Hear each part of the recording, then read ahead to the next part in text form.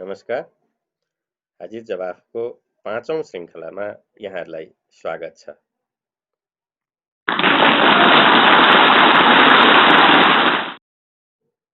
कक्षा 10 सामाजिक विषयसँग सम्बन्धित विविध प्रश्नहरूको सङ्गालो हाजिर जवाफ सुरु गरौँ है त। ओके, प्रश्नहरू। यस भिडियोमा हामीले प्रश्न नम्बर 21 देखि 30 नम्बरसम्मका 10 वटा प्रश्नहरूको उत्तर खोज्ने प्रयास गर्नेछौँ। त्यसैले म प्रश्नतिर नै लागेँ। प्रश्न नम्बर 21। प्रश्न नम्बर 21 यस प्रकार रहेको छ। दिएको चित्र कुन संस्थाको लोगो हो? चित्रमा देखाइएको छ क स्काउट, ख रेड क्रस, ग एसओएस, घ प्लान नेपाल। प्रश्न सजिलो छ, उत्तर अनुमान गरिसक्नु भएको छ। तपाईहरुको उत्तरको लागि टाइम स्टार्ट। 30 सेकेन्डको टाइम पाउनुहुनेछ तपाईहरुले। टाइम अगाडि बढ्दैछ, टाइम घटिराखेको छ तपाईहरुको। ओके, सजिलो प्रश्न छ। तपाईहरुले अनुमान गर्नुभएको प्रश्नको उत्तर क scout. Right, congratulation. Next question, question number 22।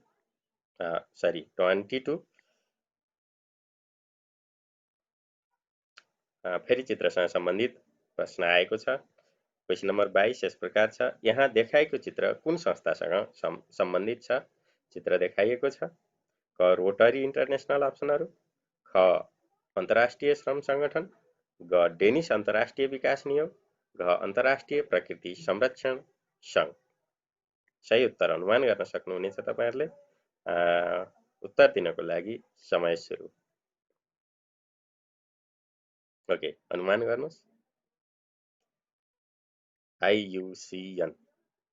Okay, तपाईहरुले अनुमान गर्नुभएको ग डेनिस अन्तर्राष्ट्रिय विकास नियोग। रङ, ट्राई अगेन।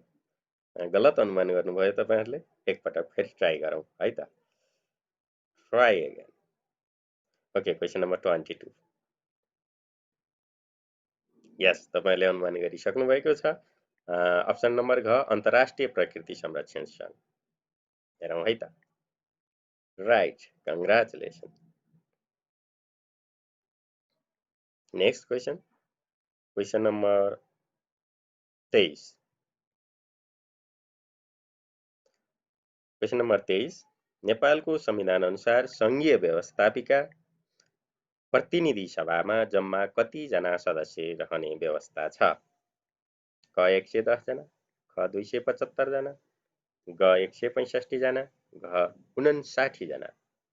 सजिलो प्रश्न छ, अनुमान गरिसक्नु भएको छ। Time start. ओके, तपाईहरुले अनुमान गर्नुभएको प्रश्नको सही अप्सन ख 275 जना। हेरौँ है त। Right, congratulation. Next question, question number 24। Question number 24 यस प्रकार रहेको छ। नेपालको संघीय व्यवस्थापिका राष्ट्रिय सभाका जम्मा 59 जना मध्ये कति जना राष्ट्रपतिबाट मनोनित गरिन्छ? क 3 जना, ख 4 जना, ग 5 जना, घ 6 जना। सजिलो प्रश्न छ, अनुमान गरिसक्नु भएको छ। Time start. ओके, सही अनुमान गर्नुभएको छ तपाईहरुले। क 3 जना। Right, congratulation. Next question, question number 25। तलका मध्ये कार्यपालिकाको कार्य कुन होइन? प्रश्न एकपटक फेरि 25 नम्बर। तलका मध्ये कार्यपालिकाको कार्य कुन होइन? अप्सनहरु रहेका छन् क प्रशासनिक कार्य, ख कूटनीतिक कार्य, ग संविधान संशोधन कार्य, घ सैन्य कार्य। उत्तर अनुमान गरिसक्नु भएको छ। Time start. ओके, सही अनुमान गर्नु भएको छ तपाईहरुले। हेरौँ है त। ग संविधान संशोधन कार्य। Right, congratulation. Next question, question number 26। यस प्रकार रहेको छ। नेपालको संविधानको कति भागमा न्यायपालिकाको व्यवस्था गरिएको छ? नेपालको संविधानको कति भागमा न्यायपालिकाको व्यवस्था गरिएको छ? अप्सनहरू दिएको छ। भाग 10, भाग 11, भाग 12, भाग 13। Time start. ओके, नेपालको संविधानको कति भागमा न्यायपालिकाको व्यवस्था गरिएको छ? हामीलाई थाहा छ नेपालको संविधानमा 35 वटा भागहरू छन्। त्यसमध्ये कुन भागमा न्यायपालिकाको व्यवस्था गरिएको छ? अप्सनहरू रहेका छन्। भाग 10, भाग 11, भाग 12, भाग 13। अनुमान गर्नुहोस्।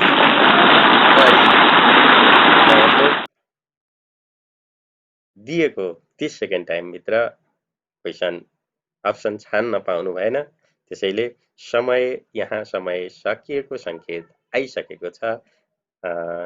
यो प्रश्नको उत्तर दिन पाउनु भएन। Okay, new question number 27।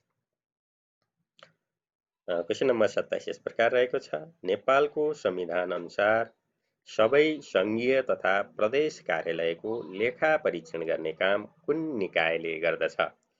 क लोकसेवा आयोग, ख निर्वाचन आयोग, ग महालेखा परीक्षक, घ अख्तियार दुरुपयोग अनुसन्धान आयोग। ओके, उत्तर दिनको लागि समय सुरु। ओके, सही अनुमान गर्नुभएको छ तपाईहरुले। हेरौँ है त। ग कुनमा चिन्नु लाग्यो? एकपटक फेरि ट्राई गरौँ। Question number 27। सही अनुमान गर्नुभएको छ तपाईहरुले। ग महालेखा परीक्षक। Right, congratulation. Next question number 28। Question number 28 यस प्रकार रहेको छ। नेपालमा संवैधानिक निकायका पदाधिकारीहरूको नियुक्ति कोबाट गरिने व्यवस्था छ? अप्सनहरू क प्रधानमन्त्रीको सिफारिसमा राष्ट्रपतिबाट, ख राष्ट्रपतिको सिफारिसमा प्रधानमन्त्रीबाट, ग संवैधानिक परिषदको सिफारिसमा राष्ट्रपतिबाट, ग मन्त्री परिषदको सिफारिसमा राष्ट्रपतिबाट। Okay, time start. अनुमान गर्न सक्नुहुनेछ तपाईहरुले। हेरौँ है त।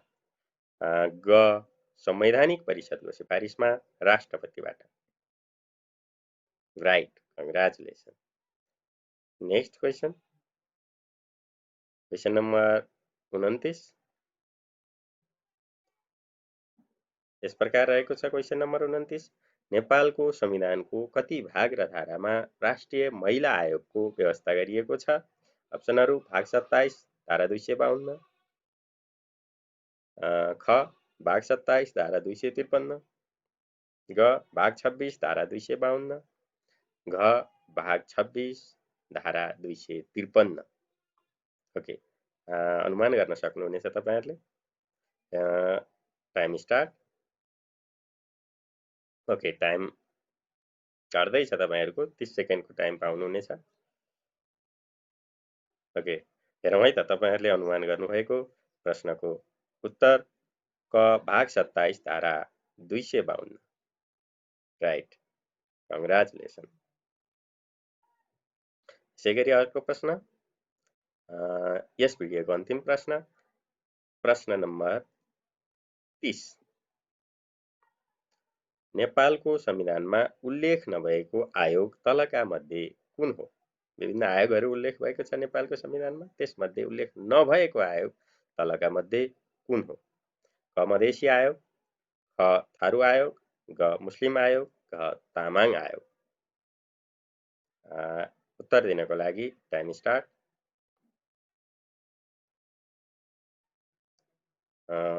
अनुमान गर्न सक्नुहुनेछ तपाईहरुले।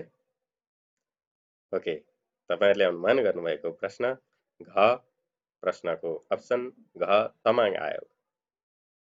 हेरौँ। Right, congratulation. यस भिडियोमा यिनै 10 वटा प्रश्नको उत्तर खोज्ने प्रयास गरौँ। यी र यस्तै भिडियो हेर्नको लागि मेरो यस च्यानललाई like, comment, share and subscribe गर्न नभुल्नुहोला। तपाईँहरूको दिन सुखद रहोस्। हस्, धन्यवाद। नमस्कार।